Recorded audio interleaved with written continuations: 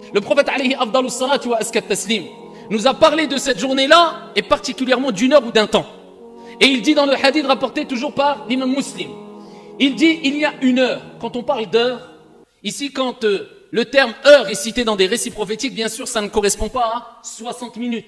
Mais c'est approximativement peut-être une heure, 60 minutes. Mais c'est un temps assez court, qui correspond peut-être approximativement à une heure, 60 minutes. On se comprend. Et il dit, il y a une heure dans le vendredi, pendant la journée du vendredi, où il n'y a aucun serviteur qui se tient debout en priant et en invoquant son Seigneur Tabaraka wa Ta'ala, sans qu'Allah Jalla wa Ala ne lui accorde ce qu'il a demandé.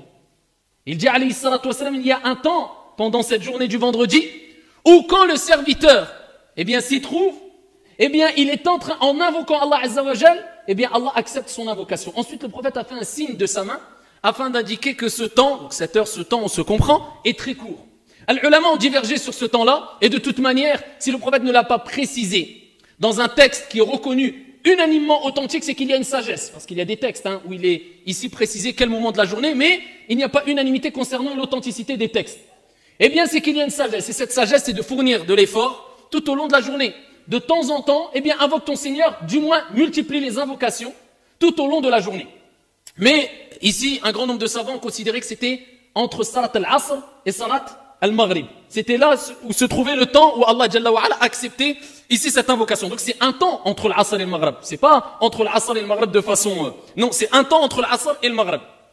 Et d'autres ont dit c'est quand l'imam se positionne sur le mimbar jusqu'à la fin de la prière. C'est un temps ici qui se trouve, où l'invocation est acceptée, c'est un moment qui se trouve dans cet laps de temps, entre le fait que le moment où l'imam a commencé son prêche jusqu'à ce qu'il a terminé la prière. Ala kulli hal, ce qui est demandé de multiplier les invocations et les demandes auprès de notre Seigneur Tabaraka wa Ta'ala le jour du vendredi.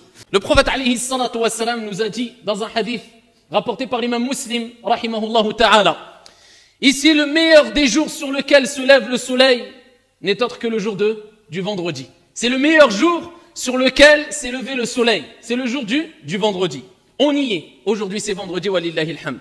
Ensuite, le prophète, alayhi salatu wa salam, rappelle des bienfaits et surtout l'importance. Parce qu'on ne peut pas dire des bienfaits simplement, mais l'importance. Parce que là, il cite pas simplement des bienfaits, mais il nous rappelle l'importance de cette journée-là. Et il dit, alayhi salatu wa salam, c'est le jour où Adam, alayhi salam, a été créé. C'est le jour du vendredi. C'est le jour où Adam, alayhi salam, il fut introduit au paradis. C'est le jour où Adam est rentré au paradis.